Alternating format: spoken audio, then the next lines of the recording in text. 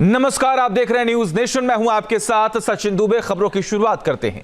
Gaza में Israel जिस तरह विनाश की गाथा लिख रहा है, उसमें हमास के काउंटडाउन की तस्वीरें भी नजर आ रही हैं। हवाई हमलों के साथ ही इजराइल ने गाजा में ग्राउंड ऑपरेशन भी शुरू कर दिया। इजराइल की माने तो ताजा हमला दरअसल हमास को आखिरी चेतावनी है। देखिए।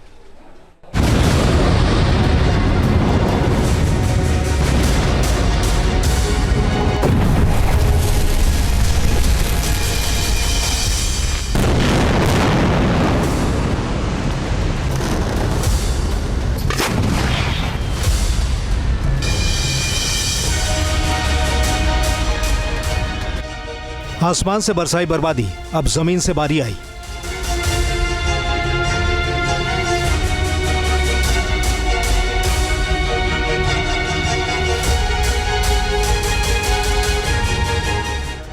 हमास को आखिरी चेतावनी, अब पूरी तबाही।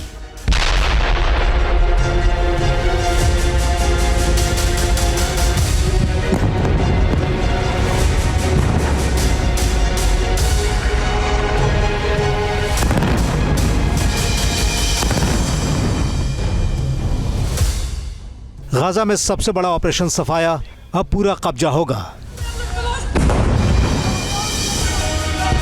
या रब, या रब, या रब सल्लम, या रब। हवाई हमलों के जरिए गाजा को हमास की कब्रगाह बनाने के बाद इजरायली बंदूकें जमीन से गरजनी शुरू हो गई हैं। इजरायल ने विनाश के सीक्वल में गाजा पट्टी के सेंट्रल हिस्से और दक्षिणी इलाके को निशाना बनाया है। ये तस्वीरें बता रही हैं कि इजरायली सेना आईडीएफ जबरदस्त कॉम्बेटिव फोर्स के साथ गाजा के इन अंदरूनी हिस्सों में रफ्तार से आगे बढ़ती जा रही है।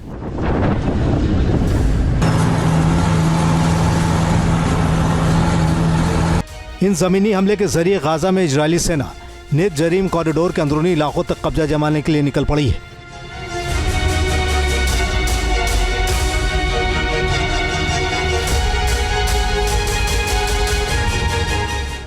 आईडीएफ ने तय किया है कि उसकी गोलानी ब्रिगेड गाजा में सदर्न कमांड इलाके में मौजूद रहेगी।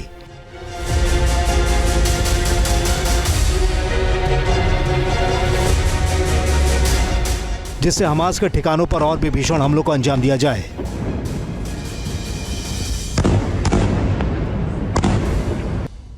दरअसल इजरायल का इरादा इस बार पहले के हमलों से बिल्कुल अलग है। इजरायल गाजा के अंदर अपने नियंत्रण में सिक्योरिटी जोन को बढ़ाने की कोशिश कर रहा है और ताजा हमला उस प्लानिंग का ही हिस्सा है। आईडीएफ ने बाकायदे ऐलान किया है कि उसने गाजा में बेहद सटीक ग्राउंड ऑपरेशन को लॉन्च कर दिया है। इन हमलों से साफ है कि इजरायल गाजा में कॉम्बैट जोन का ताबड़तोड़ विस्तार कर रहा है ताकि वहां से रिहायशी इलाकों को हटाया जा सके। टाइम्स ऑफ इजरायल ने खबर दी है कि इजरायल जल्द ही इन नए कॉम्बेटिव जोन से लोगों को दूर जाने की वार्निंग जारी कर सकता है। इजरायल के रक्षा मंत्री इजरायल काज ने हमास को धमक दिखा दी है। काज ने कहा है कि गाजा में अगर हमास की मौजूदगी बनी रही तो ये संपूर्ण विनाश और विध्वंस का सबब बन जाएगी।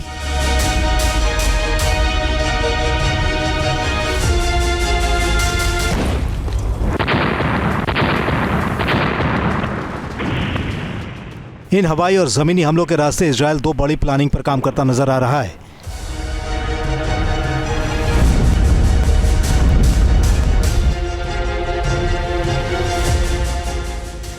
इजरायल की निगाहें दरअसल उत्तरी और दक्षिणी गाजा में आंशिक बफर जोन बनाने पर टिकी हैं। आईडीएफ की 252वीं बटालियन नेत जरीम कॉरिडोर एरिया में मौजूद है। ये वो रूट है जहां गाजा दो हिस्सों में बंटता है और इजरायली सेना इसके एक हिस्से पर कब्जा करने पर जुटी हुई है।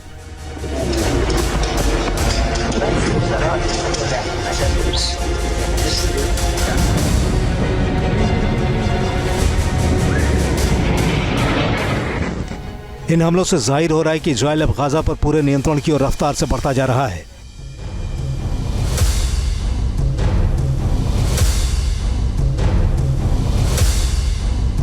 यमन बेस्ड हुती को ईरान से और रशिया से हाइपरसोनिक मिसाइल मिल रही हैं। हुती ने इजराइल के ऊपर 2 हाइपरसोनिक मिसाइल से हमला भी किया है। हालांकि इजराइल कह रहा है कि वो इंटरसेप्ट कर ली गई हैं, मगर पिक्चर्स बताती हैं कि नुकसान हुआ है। कारण ये है कि उन हाइपरसोनिक मिसाइल्स को पूरी तरह से रोकने का आयरन डोम या डेविड स्लिंग या एरो 2 और 3 के पास मुकम्मल क्षमता नहीं है।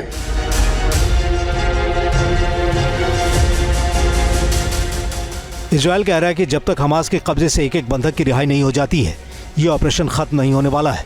धमकी तो ऐसी भी है कि हमास के आतंकियों के खिलाफ हवाई हमला बस शुरुआत भर है।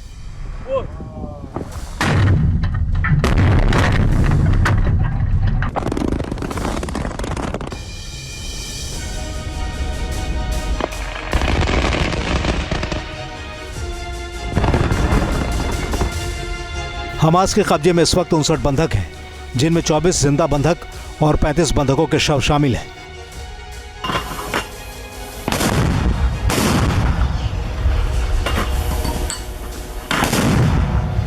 हमास इन बंधकों की बदौलत इजराइल और अमेरिका से सौदेबाजी करना चाहता है, लेकिन सीज फायर का पहला राउंड खत्म होने के बाद बंधकों को छोड़ने में हमास की आनाकानी गाजा के ऊपर इजरायली कहर की वजह बन गई है।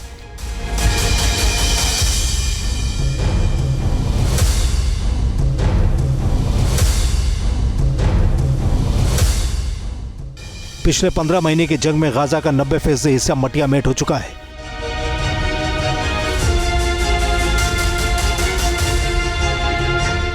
हालांकि गाजा पर इन इजरायली हमलों के बीच यमन से पलटवार की भी तस्वीरें आई हैं। यमन के रास्ते इजरायली शहर तेल अवीव पर फिलिस्तीन 2 हाइपरसोनिक बैलिस्टिक मिसाइल से हमला हुआ है।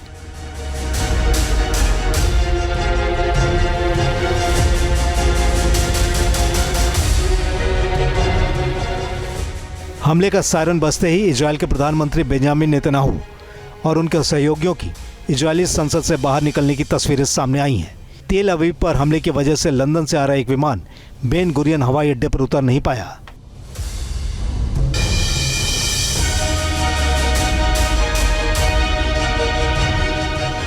अमेरिका के पूर्व प्रेसिडेंट जो बिडेन का इजराइल को उस तरह का सपोर्ट नहीं था जिस तरह का सपोर्ट अब डोनाल्ड ट्रंप दे रहे हैं।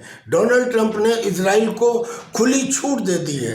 उन्होंने बंकर बस्टिंग बम 1800 इजराइल को दे दिए हैं और कह दिया है कि जिस भी हथियार की जरूरत होगी वो दिया जाएगा।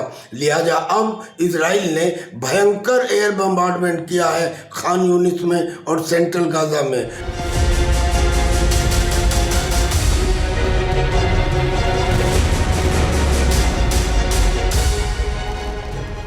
दरअसल गाजा में हमास के वजूद के ऊपर खतरा मंडरा रहा है। पिछले 3 दिन के हमले में हमास के पोलित ब्यूरो सदस्य और गाजा में हमास के गृह मंत्री के साथ टॉप हमास कमांडर मारे जा चुके हैं।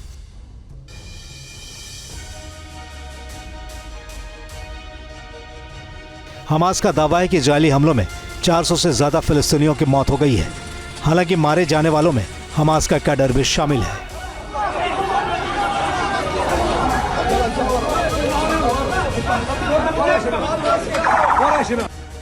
माना जा रहा है कि इजरायल से मात खाता दिख रहा हमास अब नई साजिशें रचने वाला है। हमास दुनिया के अलग अलग मुल्कों में अमेरिका और इजरायल के दूतावासों को टारगेट कर सकता है। साजिश है कि दूतावासों पर हमले के बाद हमास इससे इनकार कर सकता है।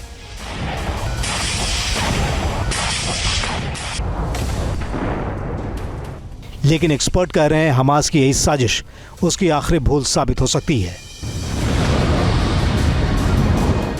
Team news nation.